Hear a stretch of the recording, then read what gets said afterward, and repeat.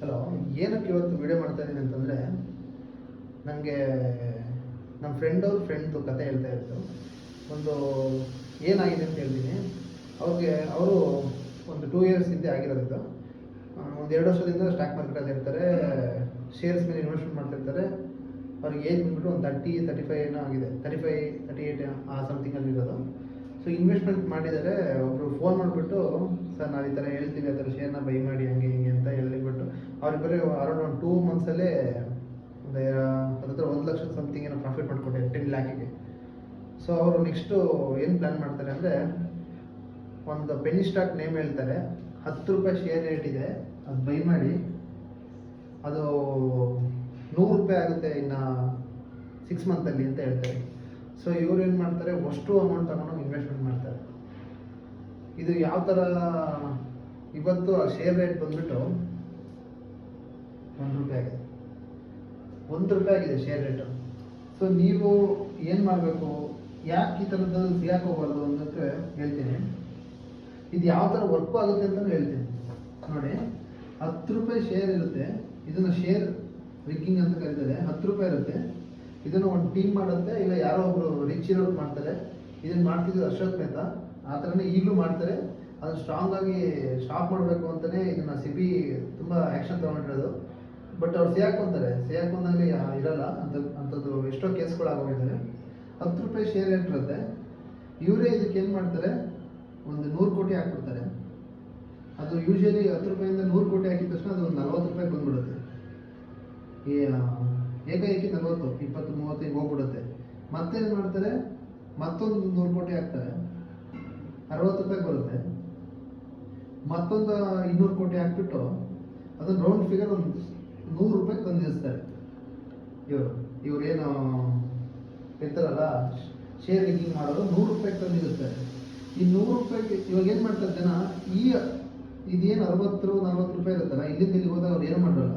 ಇಲ್ಲಿಂದ ಮುಂದಕ್ಕೆ ನ್ಯೂಸ್ ಚಾನಲಲ್ಲಿ, ಇನ್ಸ್ಟಾಗ್ರಾಮಲ್ಲಿ, ಟೆಲಿಗ್ರಾಮ್ಗಳಲ್ಲಿ ಇದನ್ನು ಪ್ರಮೋಟ್ ಮಾಡಿಸ್ತಾರೆ. ಈ ಥರ ಶೇರ್ ಇದೆ, ಹಿಂಗೆ ಹೋಗ್ತಾ ಇದೆ, ಇದಕ್ಕೆ ಇನ್ಸ್ಟೆಡ್ ಆಫ್ ಟ್ರೇಡಿಂಗು, ಇನ್ಸ್ಟೆಡ್ ಒಂದು ನ್ಯೂಸ್ ಬಂದಿದೆ, ಹಿಂಗೆ ಆಗುತ್ತೆ ಮಾರ್ಕೆಟು, ಇದಕ್ಕೆ ಯಾರೋ 1000 ಕೋಟಿ ಇನ್ವೆಸ್ಟ್ಮೆಂಟ್ ಮಾಡ್ತಿದ್ದಾರಂತೆ, ಹಂಗೆ ಹಿಂಗೆ ಅಂತ ಹೇಳ್ತಾರೆ.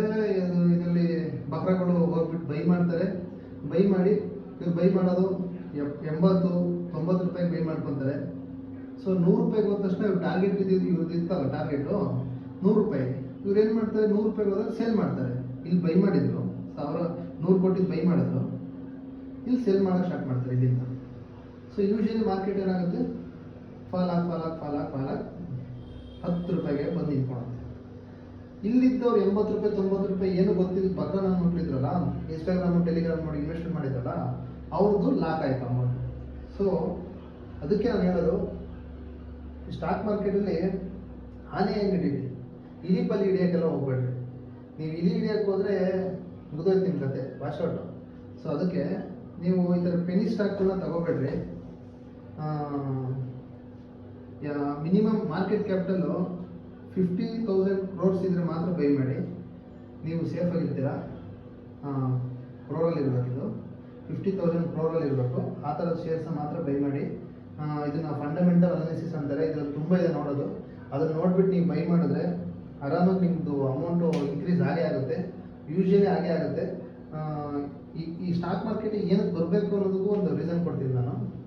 ನೀವು FD ಇಟ್ಟರೆ ನಿಮ್ಮ ಬ್ಯಾಂಕಲ್ಲಿ ಕೊಡೋದು ನಿಮಗೆ 7% ರಿಟರ್ನ್, ಕರೆಕ್ಟಾ? ಇದು ಬ್ಯಾಂಕ್. ನೀವು SIP ಮಾಡಿದ್ರೆ 12ರಿಂದ 14% ರಿಟರ್ನ್ ಕೊಡ್ತಾರೆ SIP. ಸ್ಟಾಕ್ ಮಾರ್ಕೆಟಲ್ಲಿ ಮಿನಿಮಮ್ ಅಂದರೆ ಒಂದು ಶೇರು ಫಂಡಮೆಂಟಲಿ ಚೆನ್ನಾಗಿರೋದು ಶೇರು 40% ರಿಟರ್ನ್ ಕೊಟ್ಟೇ ಕೊಡುತ್ತೆ ಒಂದು ಶೇರು ಎವ್ರಿ ಇಯರ್. ಸೊ ನೀವು ಬ್ಯಾಂಕಲ್ಲಿಡೋದು ಬೆಸ್ಟೋ, SIP ಮಾಡೋದು ಬೆಸ್ಟೋ, ಸ್ಟಾಕಲ್ಲಿ ಹಾಕೋದು ಬೆಸ್ಟೋ? ಇದರಲ್ಲಿ ನಾನು ಹೇಳೋದೇನು ಗೊತ್ತಾ, ಬ್ಯಾಂಕಲ್ಲಿ ಇಡೋದು ಬೇಡ, SIP ಮಾಡಿ. ಇದರಲ್ಲಿ ಬಂದಿರೋ ರಿಟರ್ನಲ್ಲಿ SIP ಮಾಡಿ. Stock is good. ಸ್ಟಾಕ್ ಮಾರ್ಕೆಟಿಗೆ ಬನ್ನಿ ಅಂತ ಹೇಳಕ್ಕೆ ಹೇಳ್ತೀವಿ ಅಂದರೆ ಇದಕ್ಕೆ. ನಾವು ಇದ್ರ ಕೆಳಗಡೆ ನಾವು ವರ್ಕ್ ಮಾಡೋದು ಅಂದರೆ, ಇವಾಗ ಒಂದು ಶೇರ್ನ ನೀವು ಬೈ ಮಾಡ್ತಾ ಇದ್ದೀರಾ, 100 ರೂಪಾಯಿ ಶೇರ್ನ ಬೈ ಮಾಡ್ತಾ ಇದ್ದೀರಾ ಅಂದರೆ ಅದು 100 ರೂಪಾಯಿ ವ್ಯಾಲ್ಯೂ ಇರುತ್ತೆ, ಸರಿನಾ? ನಾವು ಈ ಶೇರು ನಾಳೆನೇ ಮೇಲೆ ಹೋಗುತ್ತೆ ಅಂತ ನಮ್ಗೆ ಗೊತ್ತಿರುತ್ತೆ, ಯಾಕೆಂದರೆ ನಾವು ಟೆಕ್ನಿಕಲಿ ಮತ್ತು ಚಾರ್ಟ್ನ ಅನಾಲಿಸಿಸ್ ಮಾಡಿರ್ತೀವಿ. ಸೊ ನಾನು ಇಂಟ್ರಡೇ ಮಾಡ್ತೀನಿ, ನನಗೆ ಈ ಶೇರು 20 ರೂಪಾಯಿ ಕೊಡ್ತಾನೆ, ಅವಾಗ ಎಷ್ಟು ಬಂತು ಹೇಳ್ರಿ? 5 ಬಂತು. ಅವಾಗ ಎಷ್ಟಾಯಿತು? 100 ರೂಪಾಯಿ ಆಯಿತು. 1 ರೂಪಾಯಿ ಜಾಸ್ತಿ ಆದರೆ ನನಗೆ 5 ರೂಪಾಯಿ ಜಾಸ್ತಿ ಆಗುತ್ತೆ. ಹಾಂ, ಕರೆಕ್ಟ್ ಅರ್ಥ ಮಾಡ್ಕೊ. 1 ರೂಪಾಯಿ ಜಾಸ್ತಿ ಆದರೆ 5 ರೂಪಾಯಿ ಜಾಸ್ತಿ ಆಗುತ್ತೆ. 1 ರೂಪಾಯಿ ಮೈನಸ್ ಆದರೆ ಆ ಶೇರು ನಂಗೆ 5 ರೂಪಾಯಿ ಮೈನಸ್ ಆಗುತ್ತೆ. ಯಾಕೆಂದ್ರೆ ನನಗೆ ಡಿಸ್ಕೌಂಟ್ ಕೊಟ್ಟಿರ್ತಾನೆ ನೋಡಿ. ಇದರಲ್ಲಿ ತುಂಬ ಜನ ಲಾಸ್ ಮಾಡ್ಕೊತಾರೆ ಇಂಟ್ರಾಡೇಲಿ. ಯಾಕೆ ಮಾಡ್ಕೊತಾರೆ ಅಂದರೆ ಇಂಪ್ರಾಪರ್ ನಾಲೆಡ್ಜ್. ಯಾರಿಗೂ ಯಾವುದೇ ರೀತಿಯ ನಾಲೆಡ್ಜ್ ಇರಲ್ಲ. ಈ ಶೇರ್ ಲಿಂಕಿಂಗ್ ಆಗೋದೊಂದಲ್ಲ, ಆ ಥರ ಟೆಲಿಗ್ರಾಮ್ಗಳಲ್ಲಿ ಇನ್ಸ್ಟಾಗ್ರಾಮ್ಗಳಲ್ಲಿ ನೋಡ್ಬಿಡ್ತಾರೆ, ಇಂಟ್ರಾಡೇ ಮಾಡಿಬಿಡ್ತಾರೆ. ಸೊ ನೀವು ಮಾರ್ಕೆಟಲ್ಲಿ ನೀವು ಡಿಮ್ಯಾಟ್ ಅಕೌಂಟ್ ಓಪನ್ ಮಾಡಿದಾಗ ಬ್ರೋಕರಲ್ಲಿ ಫಸ್ಟ್ ಬರೋದು ಮೆಸೇಜ್ ಅದು 90% ಜನ ಆಪ್ಷನ್ ಟ್ರೇಡಿಂಗಲ್ಲಿ ಲಾಸೇ ಆಗಿದ್ದಾರೆ ಅಂತ. ಯಾಕಾಗಿದ್ದಾರೆ ಅಂತ ಯಾರು ತಿಂಕೆ ಮಾಡಿರೋದು. ಅವ್ರು ಆಗಿರೋದು ಲಾಸು ಒಂದು SLನ ಇಕ್ಕಿರಲ್ಲ, ಒಂದು ರಿಸ್ಕ್ ಮ್ಯಾನೇಜ್ಮೆಂಟ್ ಇರಲ್ಲ. ಅವ್ರು ಏನಕ್ಕೆ ಆ ಟ್ರೇಡ್ ತೊಗೊಂಡಿದ್ದಾರೆ ಅಂತ ಅವ್ರಿಗೆ ಗೊತ್ತೇ ಇರಲ್ಲ. ಸುಮ್ಮನೆ ತೊಗೊಂಡ್ಬಿಡ್ತಾರೆ, ಸುಮ್ಮನೆ ಪಂಚ್ ಮಾಡೋದು, ಹೋಗುತ್ತೆ ನಾಳೆ ಮೇಲೆ ನೋಡೋಣ. ನಿಫ್ಟಿ ಹೋಗ್ತಾ ಇದೆ ಅಂತಂದ ತಕ್ಷಣ ಶೇರ್ ಹೋಗ್ಬಿಡುತ್ತೆ. ಯೂಶಲಿ ಹೋಗಲ್ಲ ಆ ಥರ. ಆ ಶೇರ್ದು ಬ್ಯಾಡ್ ನ್ಯೂಸ್ ಇರ್ಬೋದು, ಇಲ್ಲ ಅದು ಬೇರೆ ಟ್ರೆಂಡಲ್ಲಿ ಇರ್ಬೋದು. 1 ಇಯರ್ ರಿಟರ್ನ್ ಅದು ಒಂದೇ ಮಂತಲ್ಲಿ ಕೊಟ್ಟು ರಿವರ್ಸ್ ಆಗ್ತಿರ್ಬೋದು. ಅದೆಲ್ಲ ಚೆಕ್ ಮಾಡ್ಕೋಬೇಕು. ಇದನ್ನೆಲ್ಲ ಫಂಡಮೆಂಟಲಿ ಚೆಕ್ ಮಾಡಿಕೊಂಡು, ಟೆಕ್ನಿಕಲಿ ಚೆಕ್ ಮಾಡಿಕೊಂಡು ನೀವು ಇನ್ವೆಸ್ಟ್ಮೆಂಟ್ ಮಾಡಬೇಕಾಗತ್ತೆ. ಸೊ ಇಷ್ಟು ಸ್ಟಾಕ್ ಮಾರ್ಕೆಟಲ್ಲಿ ಕೊಡೋ ರಿಟರ್ನ್ಸು. ಇನ್ನೊಂದು ಹೇಳ್ತೀನಿ ನಿಮಗೆ, ನಮ್ಮದು ಭಾರತದ ಬಜೆಟ್, ಇಂಡಿಯನ್ ಗೌರ್ಮೆಂಟ್ ಬಜೆಟ್ ಬಂದುಬಿಟ್ಟು ಬರೀ 5.5 ಲಕ್ಷ ಕೋಟಿ ಅಷ್ಟೇ. ಕರೆಕ್ಟಾಗಿ ಅರ್ಥ ಮಾಡ್ಕೊಡ್ರಿ. ಲ್ಯಾಕ್ ಕ್ರೋರ್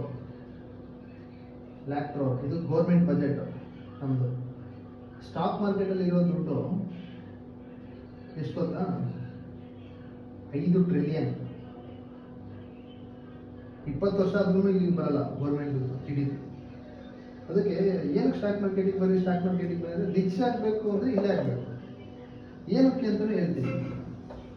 ಯೂಶಲಿ ಎಲ್ಲರಿಗೂ ನಮ್ಮ ಇಂಡಿಯಾದವರಿಗೆ ಮನೆ ಕಟ್ಟೋ ಆಸೆ ಇರುತ್ತೆ. ಮನೆ ಕಟ್ಟಬೇಕು ಅಂತ ನೀವೊಂದು 5 ವರ್ಷಕ್ಕೊಂದು ಪ್ಲ್ಯಾನ್ ಮಾಡ್ತೀರಾ, 5 ಇಯರ್ಸ್ಗೆ. ನೀವು ಎವ್ರಿ ಇಯರು ನೀವು ಥಿಂಕ್ ಮಾಡಿ, 1 ಲಕ್ಷ ನಾನು ಉಳಿಸ್ತಾ ಇದ್ದೀನಿ ಅಂತ ಥಿಂಕ್ ಮಾಡಿ. ಈ ವರ್ಷ 1 ಲ್ಯಾಕ್ ಇರೋ 1 ಲಕ್ಷ ಈ ವರ್ಷ ಇದೆ, ಮುಂದಿನ ವರ್ಷಕ್ಕೆ ಇದನ್ನು ನಾವು ಬೀರಲ್ಲಿ ಇಡ್ತಾ ಇದ್ದೀರಾ. ಇಡಬೇಡಿ ಅಂತಲೇ ಈ ವಿಡಿಯೋ ಮಾಡಿರೋದು ನಾನು. ಇಡ್ತಾ ಇದ್ದೀರಾ. ನೀವು ಮನೆ ಕಟ್ಟಕ್ಕೆ ಏನು ಬೇಕು? ಸಿಮೆಂಟ್ ಬೇಕು, ACC ಸಿಮೆಂಟ್ ಬೇಕು, ಮತ್ತು ಏನು ಬೇಕು? ಮಣ್ಣು, ಕಲ್ಲು, ಜಲ್ಲಿ ಎಲ್ಲ ಬೇಕು. ಕರೆಕ್ಟಾ? ಐರನ್ ಬೇಕು, ಮತ್ತು ವಯರ್ ಬೇಕು, ವಯರು, ಮತ್ತು ಇನ್ನೇನು ಬೇಕು? ಪೇಂಟ್ ಬೇಕು. ಇವೆಲ್ಲ 5 ವರ್ಷದ ತನಕ ಇವತ್ತಿರೋ ರೇಟಲ್ಲೇ ಇರ್ತಾವ? ಇರಲ್ಲ. ಅದನ್ನು ನಿಮಗೆ ಎಕ್ಸ್ಪ್ಲೇನ್ ಮಾಡ್ತೀನಿ ನೋಡಿ. ನೀವು ಒಂದು ಬೀರಲ್ಲಿ 100 ರೂಪಾಯಿ ನೋಟು ಇಡಿ, 1 ಲೀಟ್ರ್ ಗೋಲ್ಡ್ ವಿನ್ನರ್ ಆಯಿಲು ಇಡಿ. ಇದನ್ನು 1 ಇಯರ್ ತೆಗಿಬೇಡ್ರಿ ಹೊರಗಡೆ. ನೆಕ್ಸ್ಟ್ ಇಯರ್ ತೆಗಿದೆ, ಗೋಲ್ಡ್ ವಿನ್ನರ್ ಪ್ರೈಸ್ ಬಂದುಬಿಟ್ಟು 120 ಆಗಿರುತ್ತೆ ನೆಕ್ಸ್ಟ್ ಇಯರು. ಈ 100 ರೂಪಾಯಿ ನೋಟು 100 ರೂಪಾಯಿನೇ ಇರುತ್ತೆ. ಸೊ ನೀವು ಗೋಲ್ಡ್ ವಿನ್ನರ್ನ ಸೆಲ್ ಮಾಡಿದ್ರೆ ನಿಮಗೆ ಎಷ್ಟು ಬರುತ್ತೆ? 120 ಬರುತ್ತೆ. ಈ 100 ರೂಪಾಯಿ ತೊಗೊಂಡು ಗೋಲ್ಡ್ ವಿನ್ನರ್ ತೊಗೊಂಬರಕ್ಕೆ ಹೋದ್ರೆ ನಿಮಗೆ ಎಷ್ಟು ಬರುತ್ತೆ? 800 ml ಬರುತ್ತೆ. ಏನಾಯಿತು?